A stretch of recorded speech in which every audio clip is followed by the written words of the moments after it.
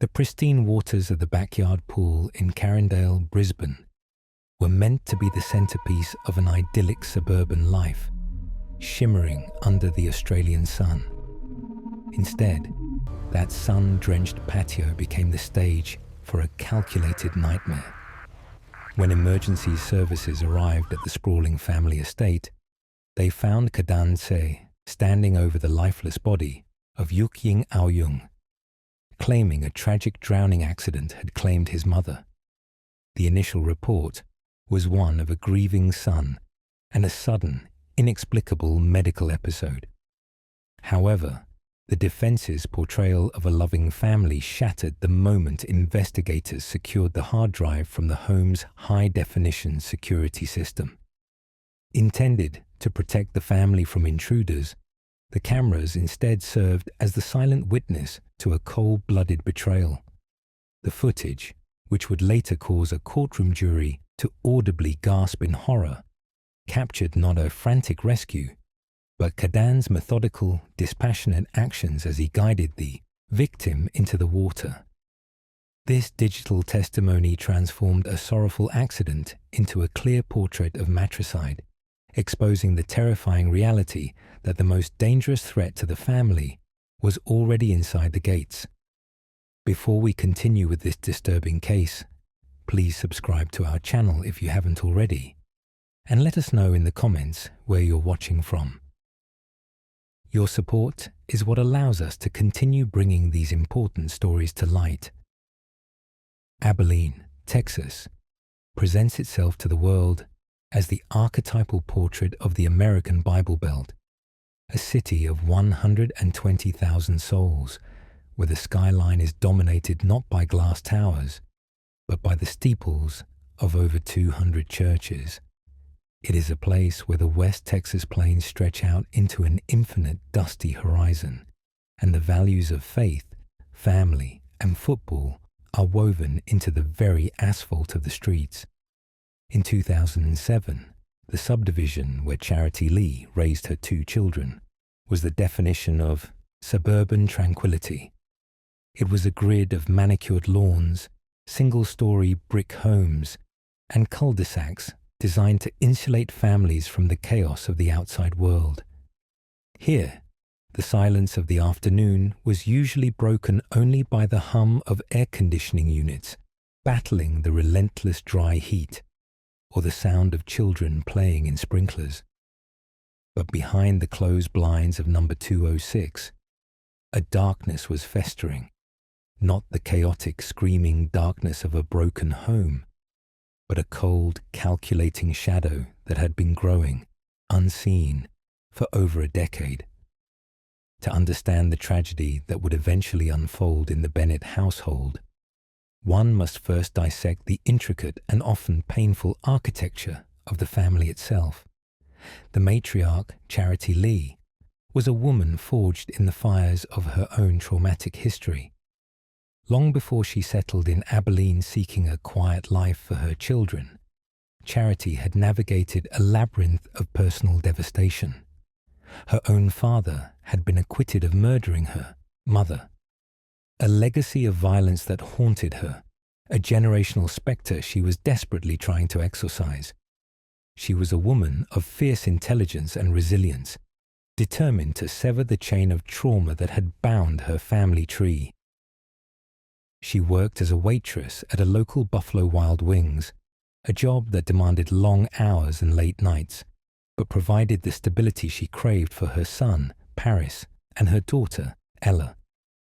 Paris Lee Bennett, the firstborn, was not an ordinary child.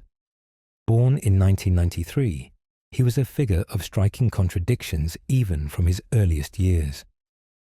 By the age of 13, Paris possessed an IQ of 141, placing him well within the genius range. He was articulate, polite, and possessed a charm that disarmed adults and teachers alike. In the quiet, dusty calm of Abilene, Paris was often viewed as the man of the house, a role he assumed with a gravity that belied his adolescence. With his father largely out of the picture, the dynamic between Charity and Paris was intense and complex. He was her confidant, her brilliant boy who could discuss philosophy and logic with the precision of a university professor.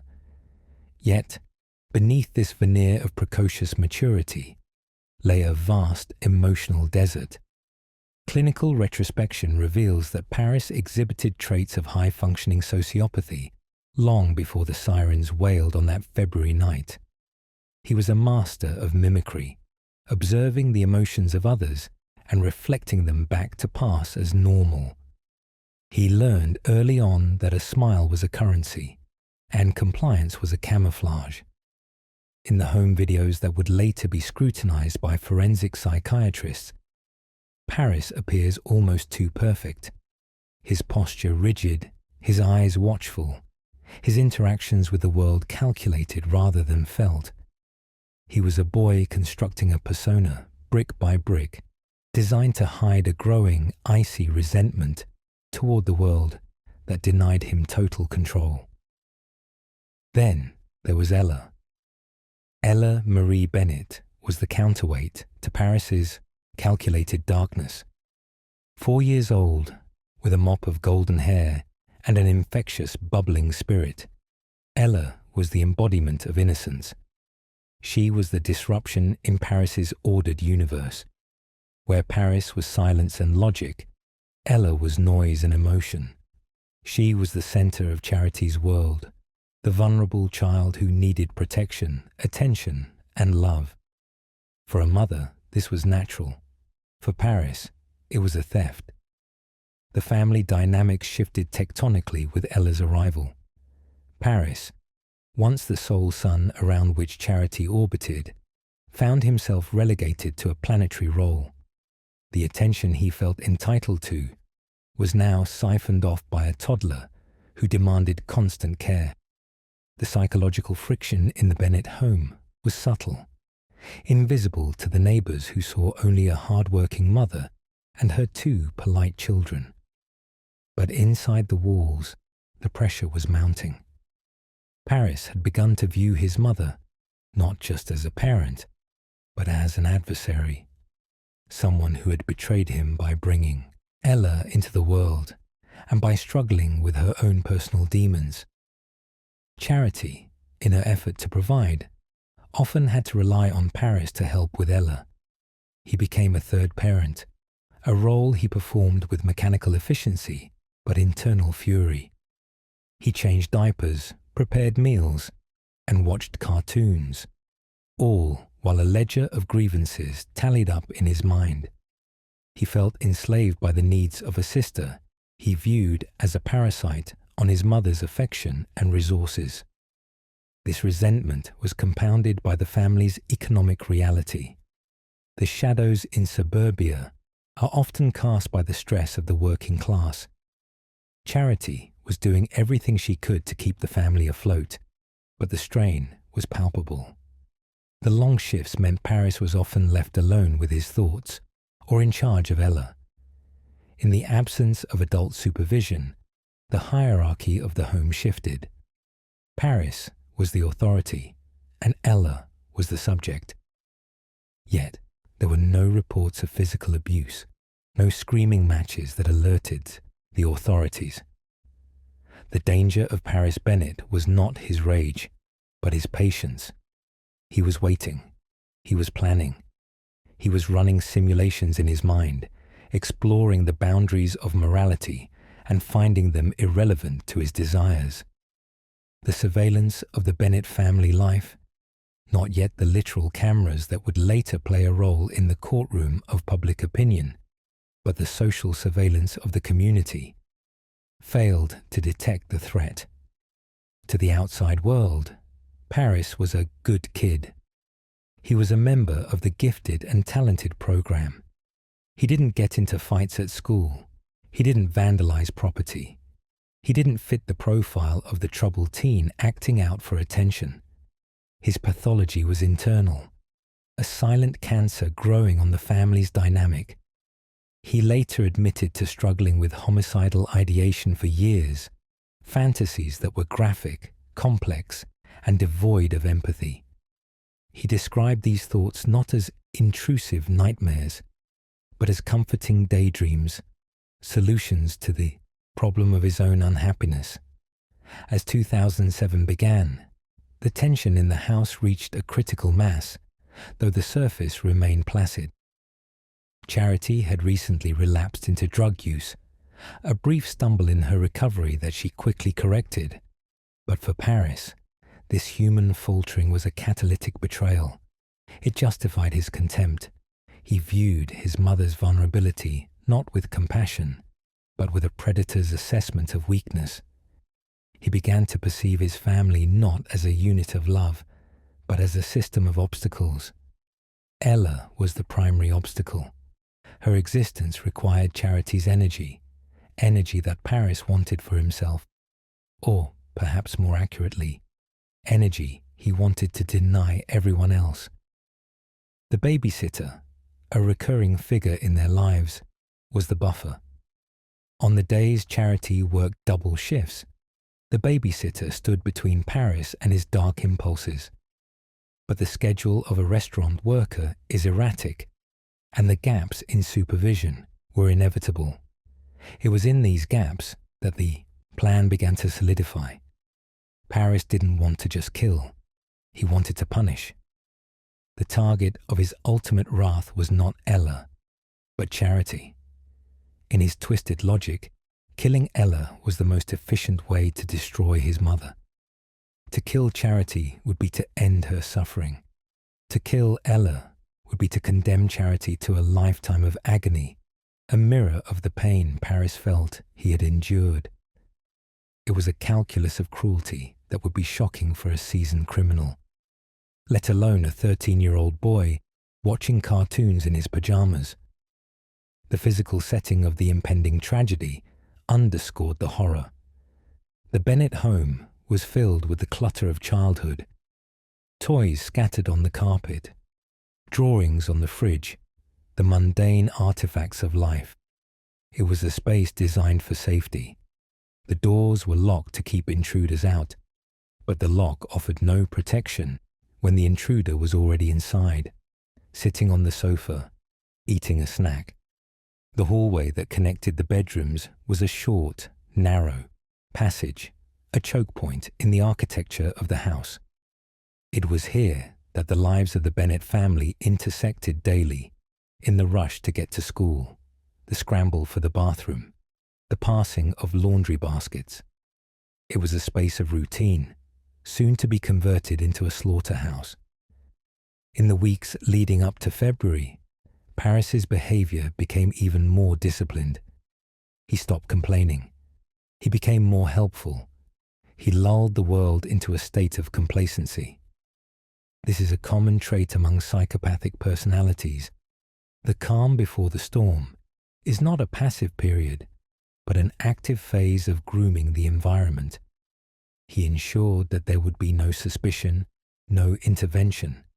He was curating the perfect conditions for his act. He studied the schedules. He knew exactly when the babysitter would leave. He knew exactly when his mother would be at the peak of her shift, unreachable and unaware. The surveillance of the human soul is impossible, but the breadcrumbs were there.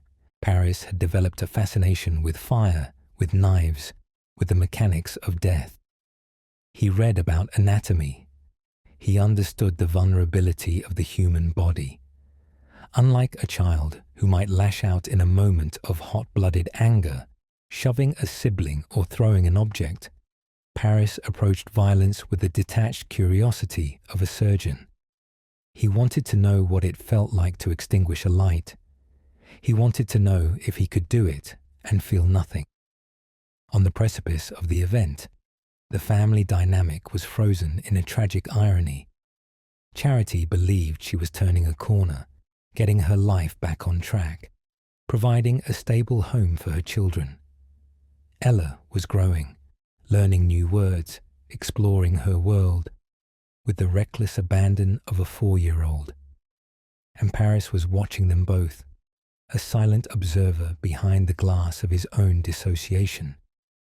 He was the shadow in suburbia, the monster that did not hide under the bed, but slept in the bunk above.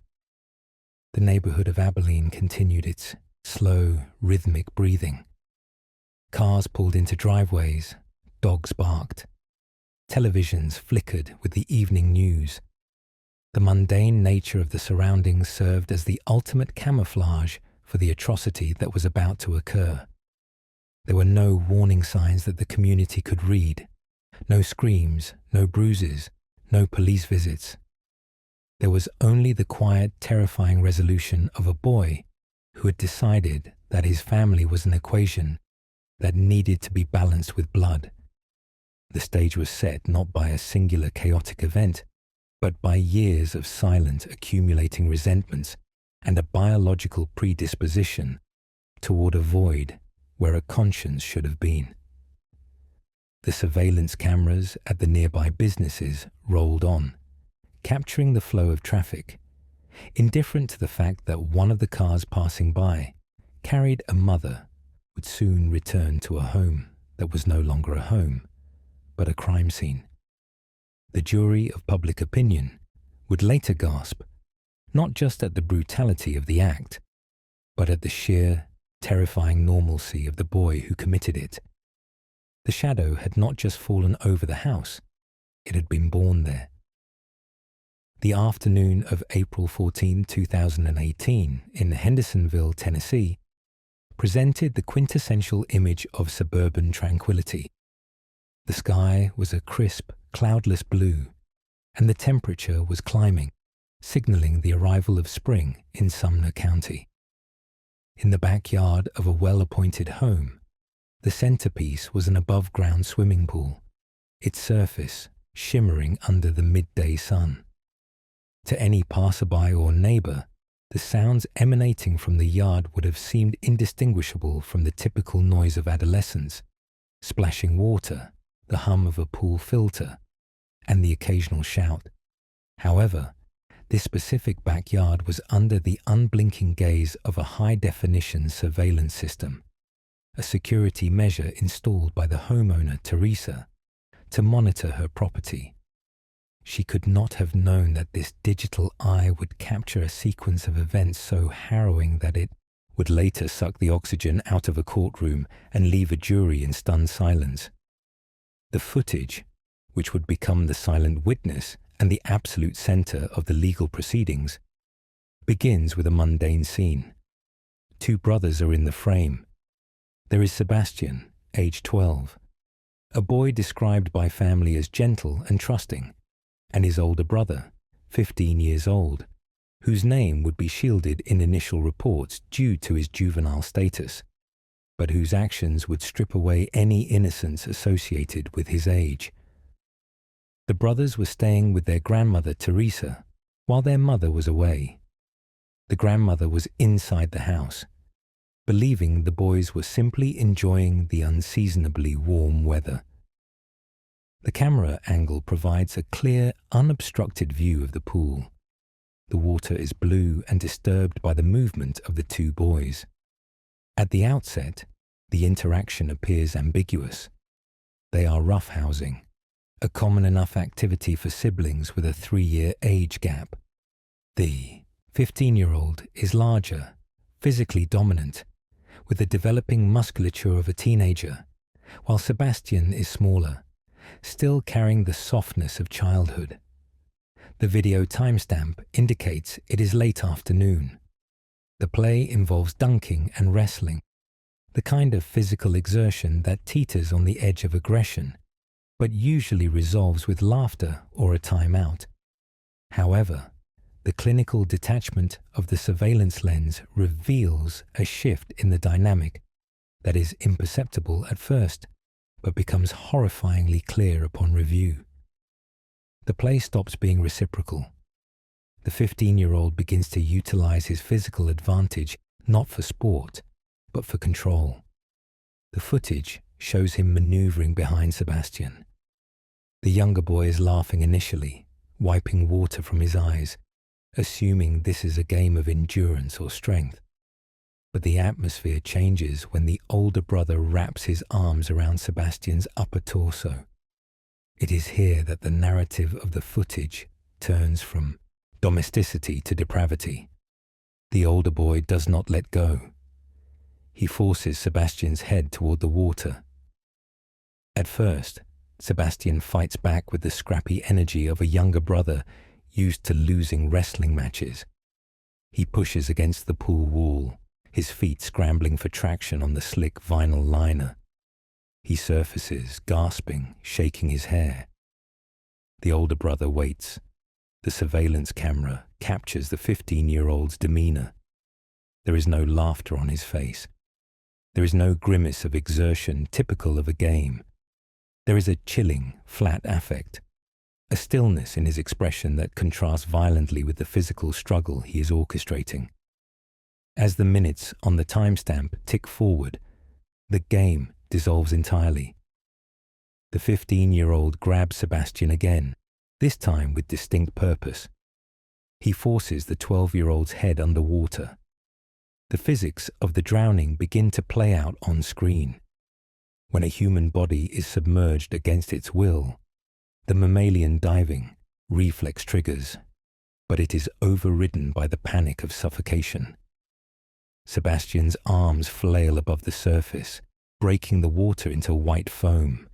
He is thrashing, kicking, trying to find a leverage point to hoist his head into the air. The older brother, standing firmly on the pool floor, uses his weight to pin Sebastian down. The footage captures a relentless cycle. The older brother lifts Sebastian up, allowing him a fraction of a second to gasp for air, a cruel, teasing moment of hope, before slamming him back beneath the surface. This is not a quick burst of violence. It is sustained. It is methodical. The jury would later watch this duration with growing horror. It was not a momentary lapse in judgment or a prank gone wrong in seconds. The aggression continued. The older boy's movements were efficient. He adjusted his grip when Sebastian grew slippery with water. He repositioned his stance to maximize downward pressure. Around the 10-minute mark of the encounter, the resistance from the smaller boy begins to fade. The physiology of drowning is a silent, internal catastrophe. As Sebastian is held under, his blood oxygen levels plummet. Carbon dioxide builds up in his bloodstream, screaming at his brain to breathe. When he inevitably inhales, it is not air that rushes in, but chemically treated pool water. The laryngospasm, the sealing of the throat, eventually gives way, and the water floods the lungs, destroying the delicate alveoli meant to exchange oxygen. On the screen, the thrashing slows. The frantic splashing that obscured the view of the pool floor settles. The water becomes clearer. Sebastian's movements devolve from purposeful escape attempts to uncoordinated spasms, and finally to stillness. The older brother does not release him immediately. He maintains his hold, watching the body of his younger brother. The surveillance camera, recording at a high frame rate, captures the precise moment the 15-year-old decides the deed is finished. He releases Sebastian. The body of the 12-year-old floats face down. The buoyancy of the water, once a source of joy, now serves only to suspend the lifeless child. The older brother stands in the chest-deep water, observing. He does not scream. He does not frantically check for a pulse. He does not haul his brother to the deck and begin CPR. Instead, the footage shows him wandering around the pool. He wades through the water, creating gentle ripples that rock Sebastian's floating form. The sheer casualness of his movement is perhaps the most jarring aspect of the visual evidence. He appears to be cooling off, taking a moment to relax after physical exertion. After a period of time that feels interminable to the viewer, the 15-year-old exits the pool. He climbs the ladder, dripping wet, and steps onto the wooden deck. He does not run toward the house. He walks. He dries himself off. The camera tracks him as he moves out of frame, leaving the frame dominated by the serene blue water and the dark shape floating in the center. Inside the house, Teresa remained unaware of the tragedy. The older boy eventually entered the home. His demeanor, as reconstructed later through testimony and timeline analysis, remained eerily calm. He did not burst in screaming that Sebastian had drowned. He did not dial 911 immediately with the frantic incoherence of a traumatized sibling. The timeline suggests a delay, a gap between the cessation of life in the pool and the summoning of help. When the alert was finally raised, it was framed as a discovery. The narrative presented to the grandmother was one of an accident, a breath-holding contest gone wrong, or a discovery of the body after a period of separation. The grandmother's reaction was the polar opposite of the teenagers. Upon discovering Sebastian, the scene descended into chaos. The call to emergency services was made, a desperate plea for help that stands in stark contrast to the silent, methodical video evidence. First responders arrived at the Hendersonville home with sirens wailing, shattering the suburban quiet. Paramedics rushed to the backyard. They found Sebastian pulled from the water, his skin cold and cyanotic, the telltale blue tint of oxygen deprivation. The medical intervention was aggressive and immediate. They initiated advanced cardiac life support protocols. The backyard was transformed into a field trauma unit. EMTs performed chest compressions, the rhythmic force cracking ribs in a desperate bid to manually pump the heart. They inserted an endotracheal tube, forcing pure oxygen into the water-filled lungs, trying to reverse the chemical cascade of death. Epinephrine was pushed through intravenous lines drilled into the bone when veins collapsed. Throughout this frenetic activity, the 15-year-old remained on the periphery. Police officers, trained to observe human behavior in crises, noted his demeanor. While the grandmother was distraught, visibly shattered by the unfolding nightmare, the brother appeared detached. He answered questions with short, clipped sentences. He repeated the story of the game. He claimed they were seeing who could hold their breath the longest, and that Sebastian just didn't come up. It was a plausible story for a tragic accident, a narrative that has explained countless childhood drownings before. Without the camera, it might have been the story that went into the official report. Sebastian was transported to the hospital, but the damage was catastrophic. His brain had been starved of oxygen for too long. The distinction between clinical death and biological death is a matter of minutes, and those minutes had been spent floating under the watchful gaze of his brother. He was placed on life support, a machine breathing for him, but the prognosis was grim. The medical examiner and trauma doctors recognized the signs of drowning, but the context, the story of the breath-holding game, was, initially, the operating theory. However, the investigation began immediately. In cases of unexpected child death, law enforcement treats the scene as a crime scene until proven otherwise. Detectives canvassed the property.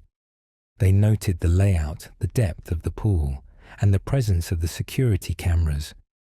The existence of the video system was the pivot point of the entire case. The grandmother, cooperating fully and desperate for answers, provided access to the system.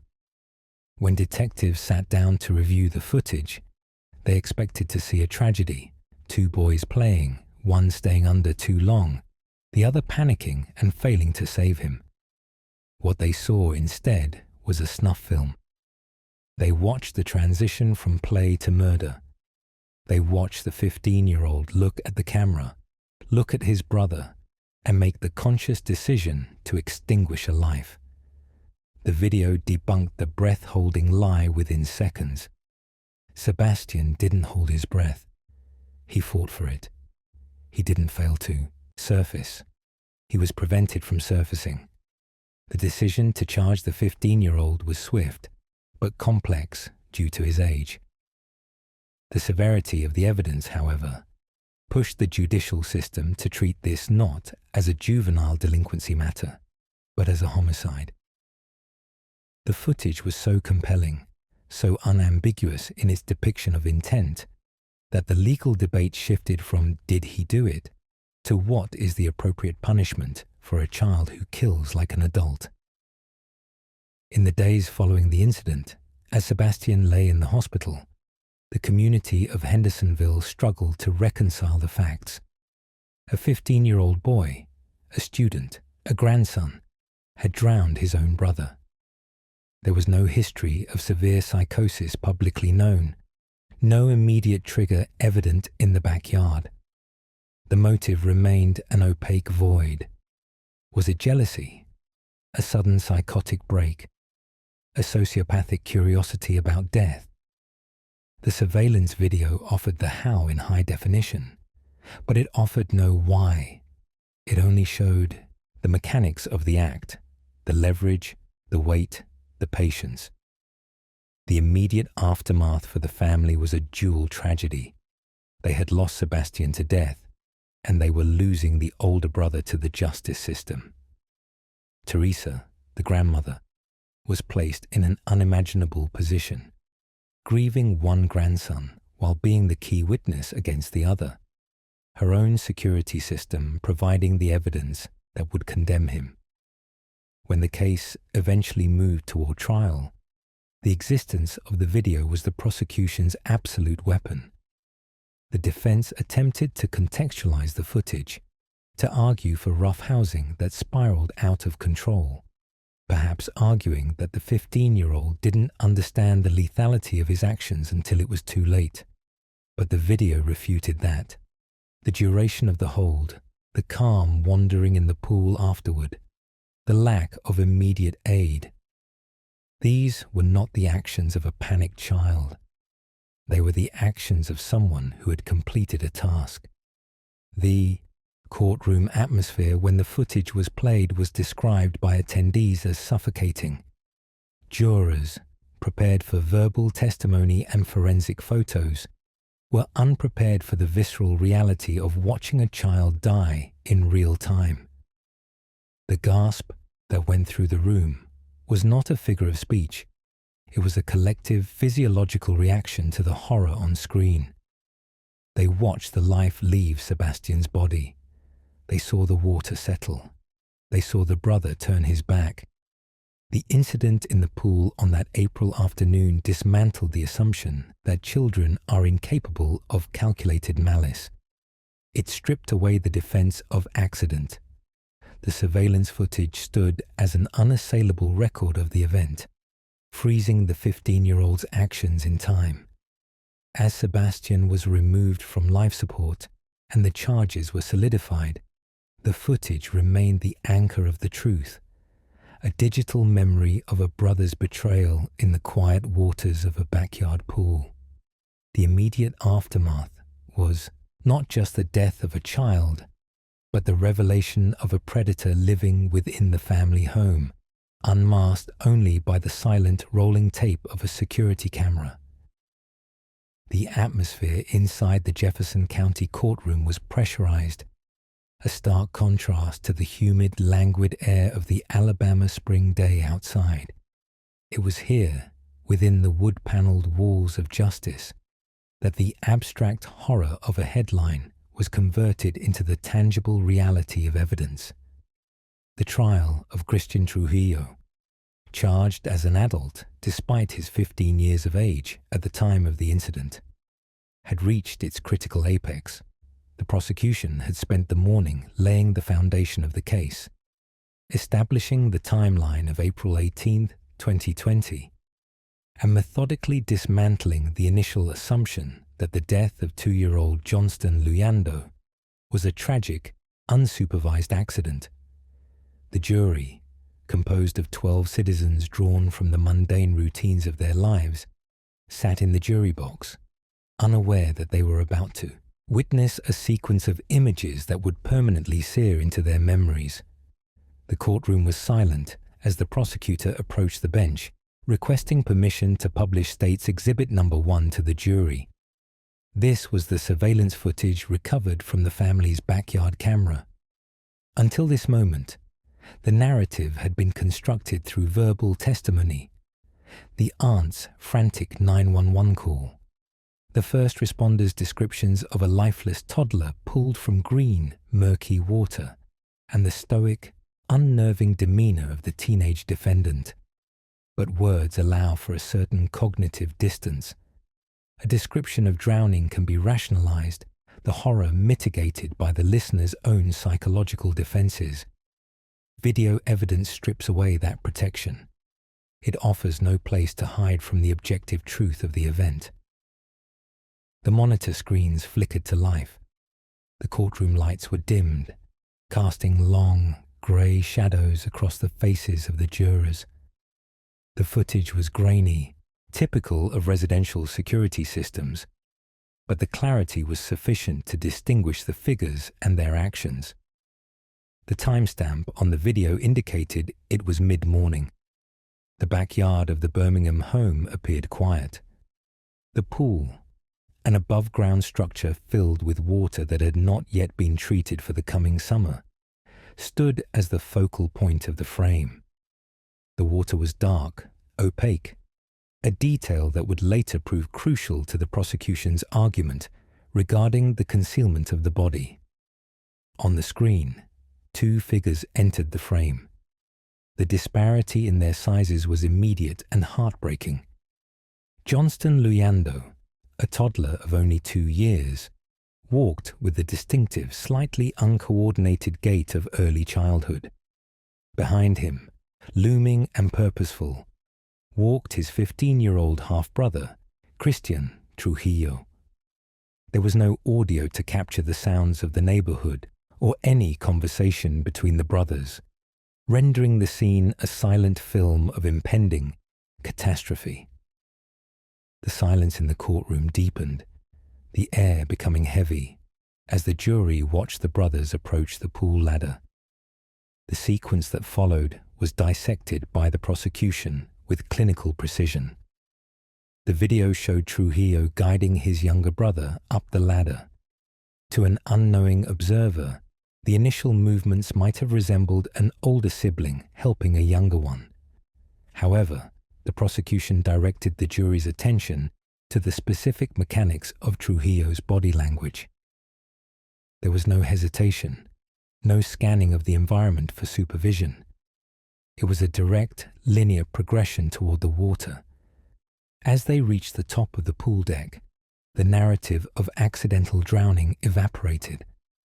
The footage showed Trujillo maneuvering the toddler toward the edge. Then, in a motion that was swift and undeniable, the older boy shoved the 2-year-old into the water. The splash was visible, a disturbance in the dark green surface. This was the first moment of shock for the gallery, a ripple of unease moving through the spectators.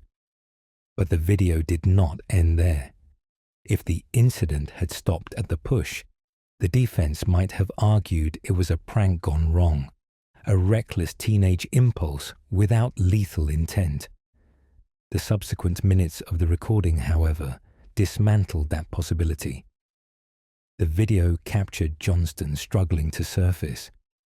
The toddler, fighting against the weight of the water and his own lack of swimming ability, managed to grasp the edge of the pool.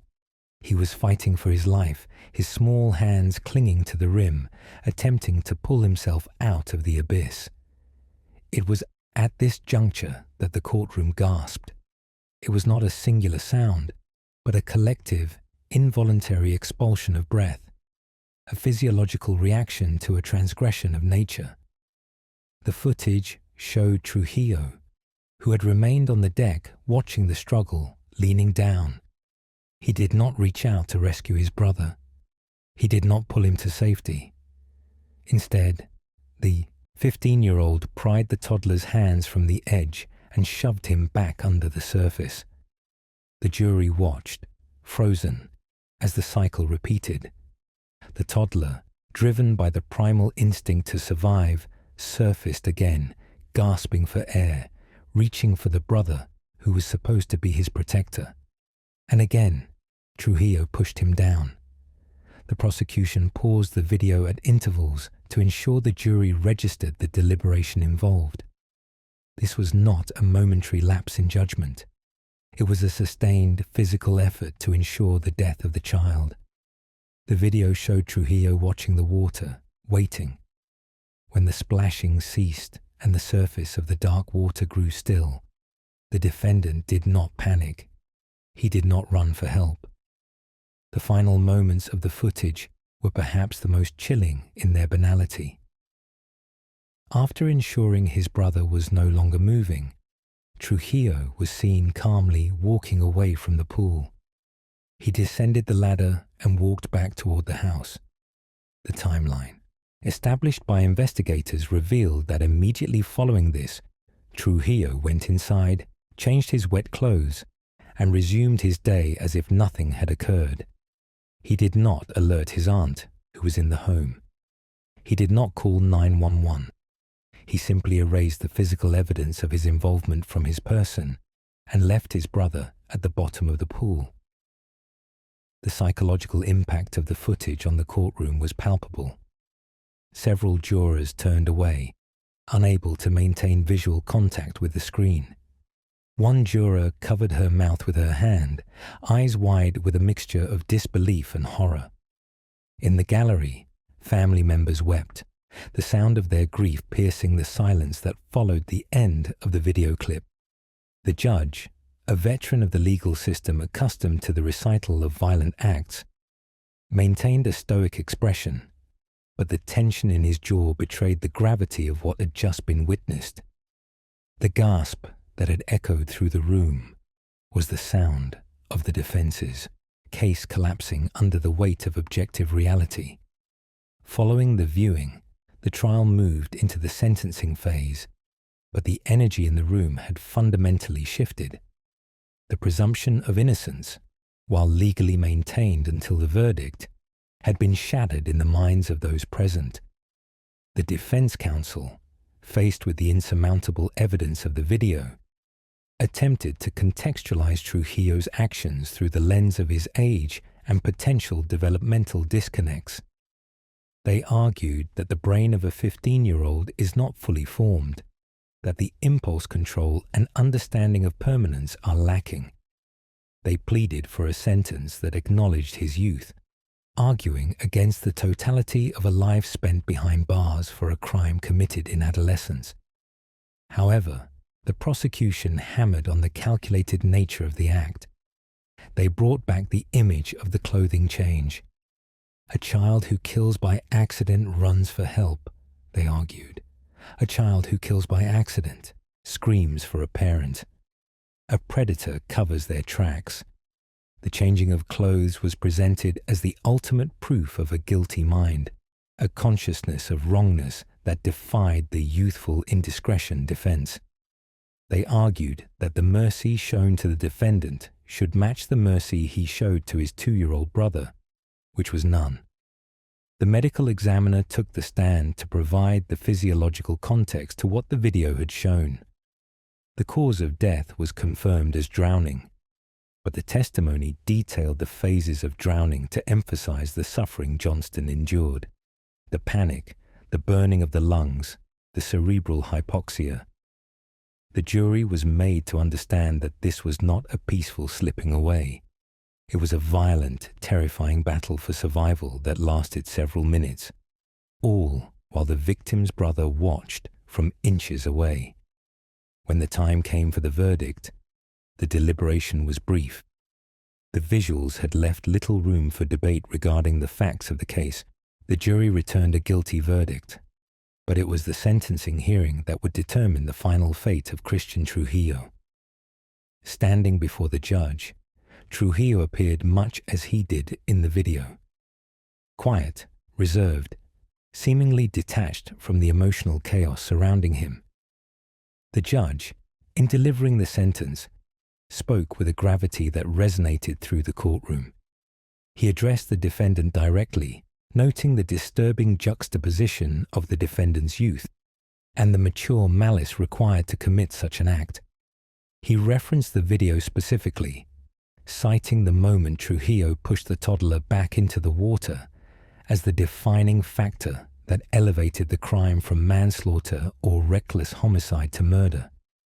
That specific action, the judge noted, required a decision. It required the suppression of empathy and the active choice to kill. The sentence handed down was life in prison. Under Alabama law, and considering the Supreme Court rulings regarding juvenile life without parole, the sentence came with the possibility of parole, but only after a significant portion of the sentence had been served. It was a sentence that effectively ended Christian Trujillo's life as he knew it, trading his adolescence and young adulthood for the grey monotony of the correctional system.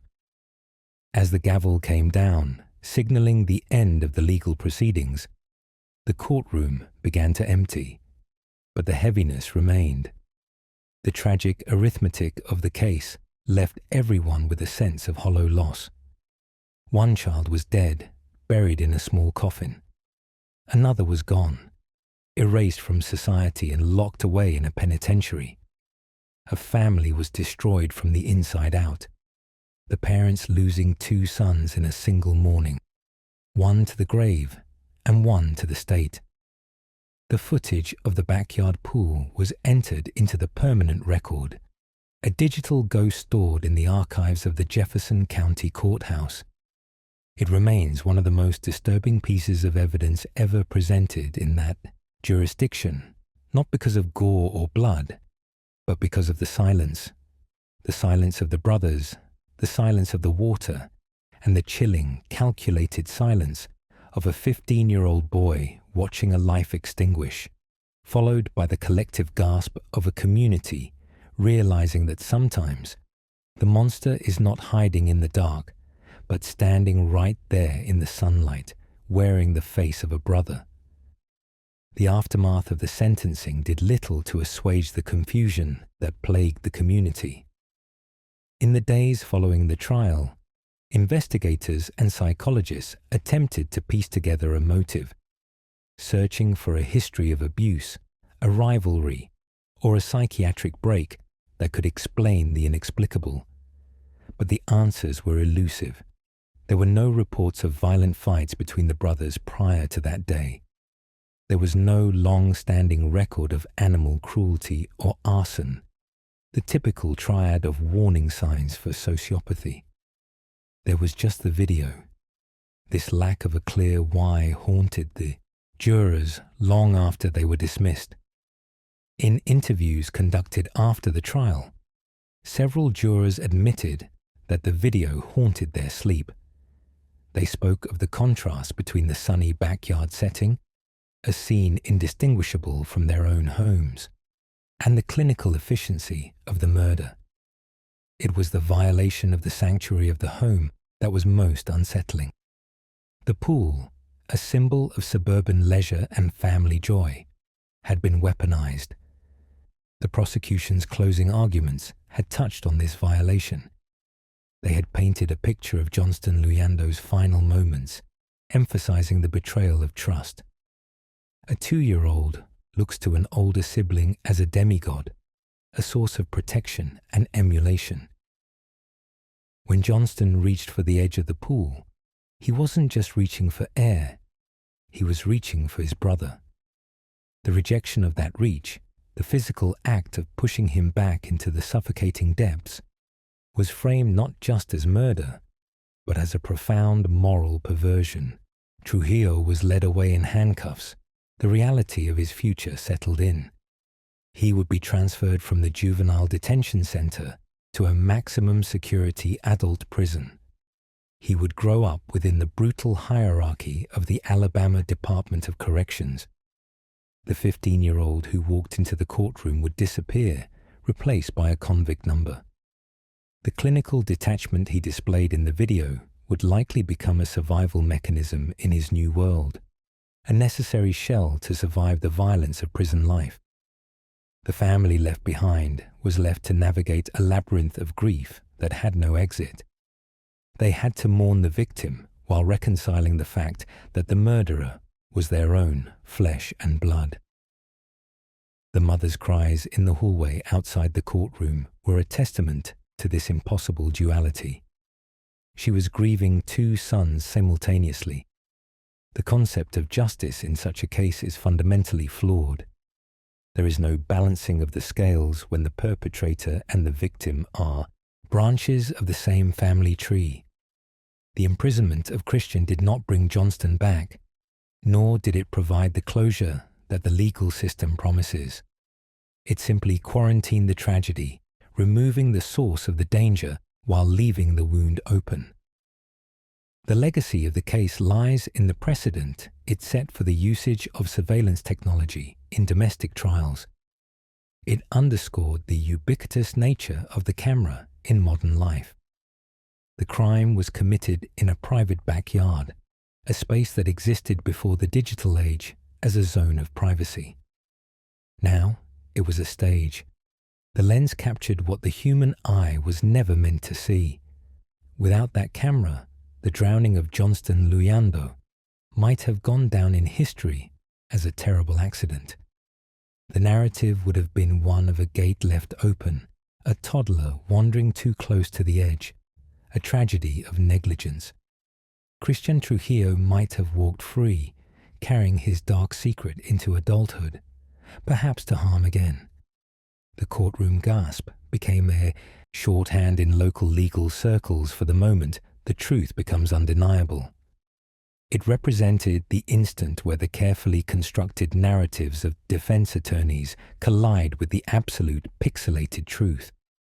It was the moment the mask fell. In the end, the documentary evidence did what no witness testimony could do. It allowed the victim to testify. Through the silent, grainy footage, Johnston Luyando told the jury exactly how he died and who killed him. The gasping courtroom was simply the sound of the world listening. The air within the Cobb County Superior Court did not merely grow quiet when the state presented Exhibit 42. It became pressurized, a vacuum created by the collective suspension of breath. The digital projection on the wall was grainy, a silent, flickering testament to a Monday afternoon in July that had begun with the mundane rhythms of summer break and ended in a tragedy so clinically detached it defied the instinctual understanding of the human heart. The jury, a panel of 12 ordinary citizens tasked with weighing the fate of a child, sat rigid.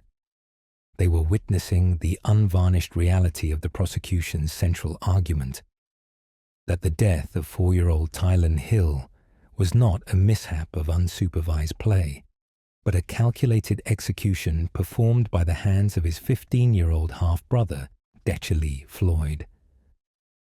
The footage, captured by a home security system installed by the boy's father, Chauncey Floyd, to deter burglars, had transformed from a tool of protection into an unblinking witness of fratricide.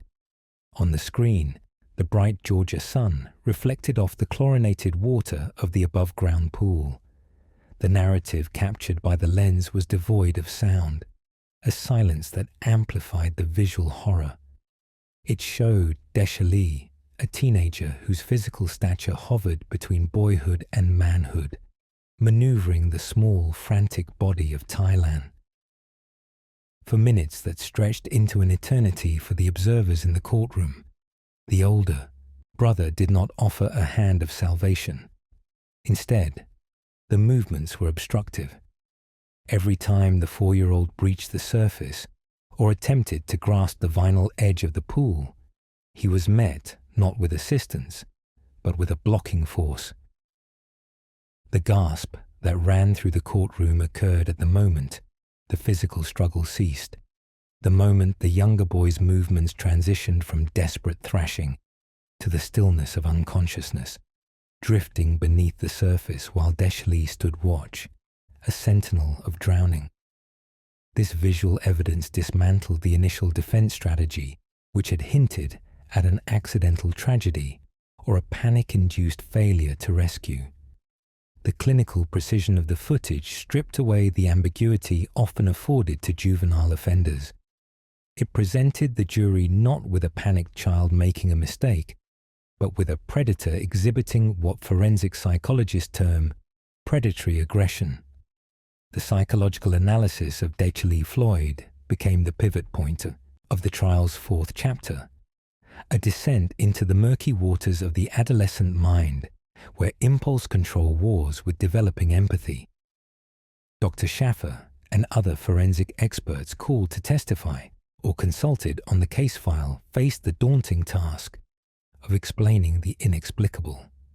The human brain at 15 is a construction site, particularly the prefrontal cortex, the area responsible for long-term planning, impulse inhibition, and moral reasoning. In a typical juvenile justice narrative, this biological immaturity serves as a mitigating factor, a neurological alibi that suggests the offender could not fully comprehend the finality of their actions. However, the surveillance footage in the Floyd case suggested a sustained intent that contradicted the theory of impulsive, reactive violence. The act took time. Drowning is not instantaneous. It is a physiological siege that requires minutes of sustained force or obstruction. For Decely to maintain his position, to repeatedly deny his brother heir, required a persistence that the prosecution argued demonstrated a depraved heart, a legal term implying a total indifference to the value of human life. The psychological profile emerging from the proceedings painted a portrait of deep-seated, perhaps pathological sibling rivalry or a profound detachment disorder. There was no history of violent outbursts reported that matched the lethality of that afternoon, which made the transgression even more chilling.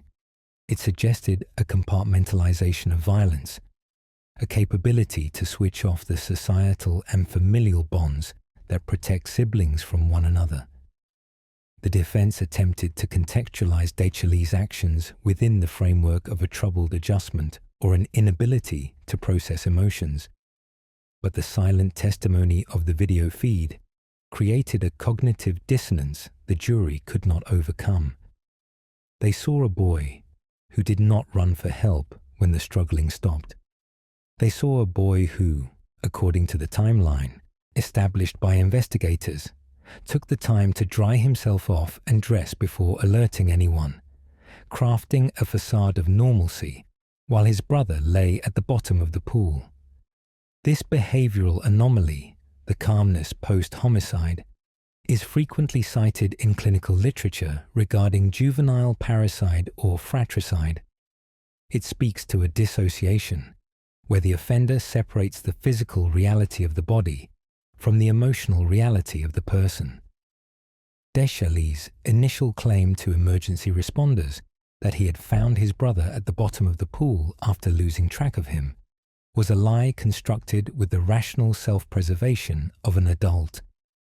It was only the existence of the surveillance system, the technological eye of the father, that unraveled the fabrication.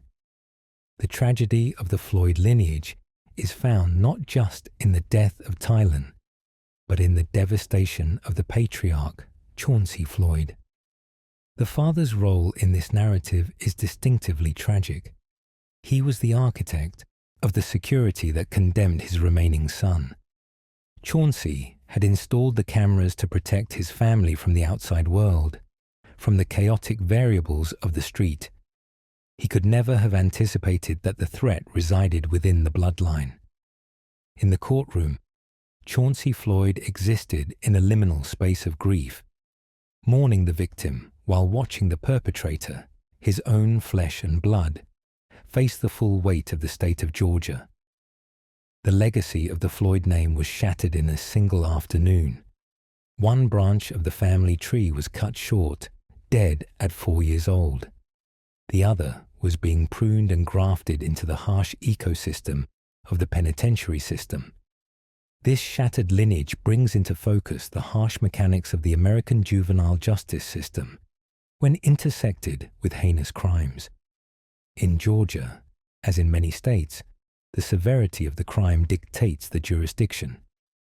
Murder is one of the 7 deadly sins under Georgia law, the colloquial term for SB 440, which mandates that juveniles aged 13 to 17 charged with serious violent felonies be prosecuted in superior court as adults. The prosecution of Dechley Floyd was not a matter of rehabilitation within a youth detention center. It was a pursuit of punitive incapacitation. The district attorney's office sought a sentence that reflected the adult nature of the act, effectively arguing that the crime itself aged the offender. The debate that ensued within the legal community and the courtroom regarding sentencing highlighted the friction between retributive justice and developmental science. Advocates for juvenile reform argue that a 15-year-old is incapable of being irretrievably corrupt, that their identity is still malleable. To sentence a teenager to life is to make a permanent judgment on a temporary state of development. Yet, the counter-argument, bolstered by the horrific clarity of the surveillance tape, posited that some acts are so transgressive they forfeit the privilege of childhood. Judge Adele Grubbs, presiding over the case in Cobb County, was tasked with balancing these scales. The law provided the framework, but the footage provided the emotional imperative. When the verdict was read, finding Dechley Floyd guilty of malice murder, felony murder, and cruelty to children, it was a foregone conclusion rooted in the undeniable reality of the video. The sentencing phase, however, was where the true weight of the tragedy settled. Dechley was sentenced to life in prison. While he would eventually be eligible for parole consideration after serving 30 years, the sentence effectively erased his youth and the prime of his adulthood. He entered the system as a 15-year-old schoolboy and, if ever released, would emerge as a middle-aged man, institutionalized and estranged from a world that had moved on without him. The psychological ramifications for the surviving family members, particularly the father, serve as a grim epilogue to the legal proceedings.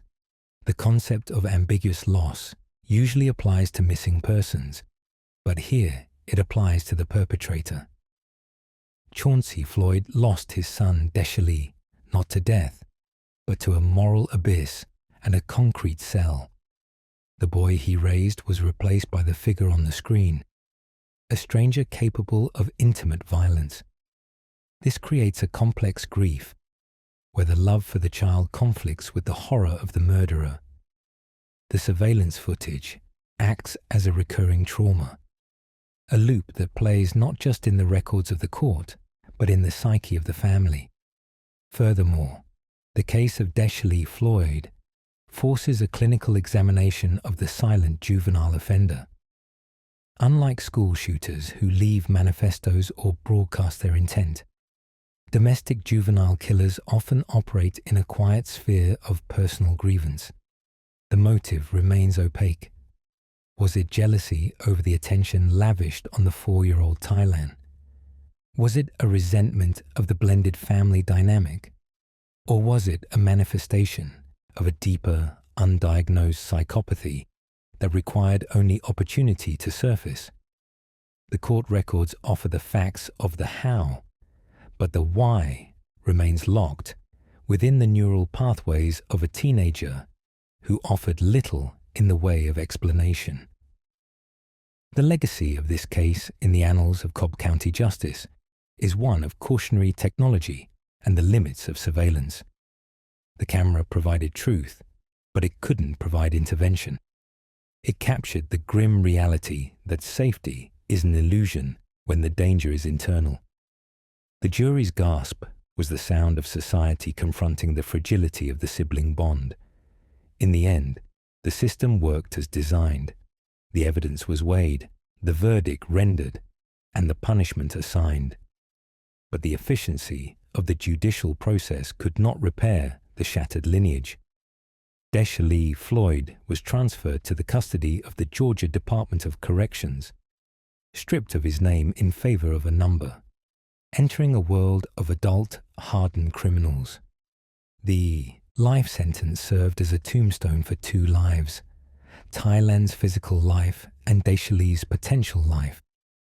The surveillance tape, now archived in the evidence locker, remains one of the most disturbing pieces of visual evidence ever presented in the county. A digital ghost story of a sunny afternoon where a brother became a killer, and a father's attempt to secure his home ended up documenting the destruction of his family.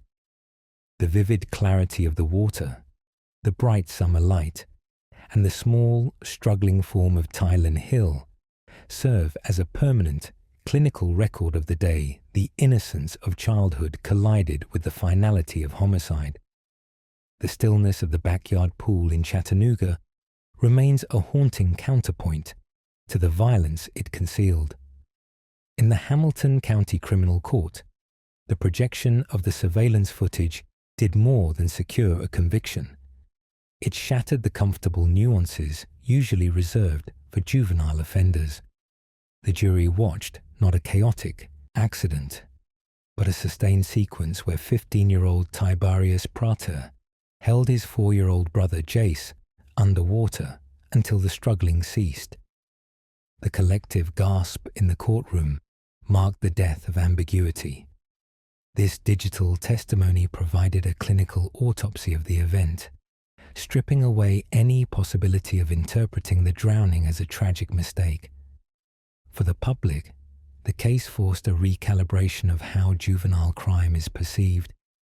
The video proved that the capacity for lethal calculation is not exclusive to adults, dismantling the innocence often automatically ascribed to youth.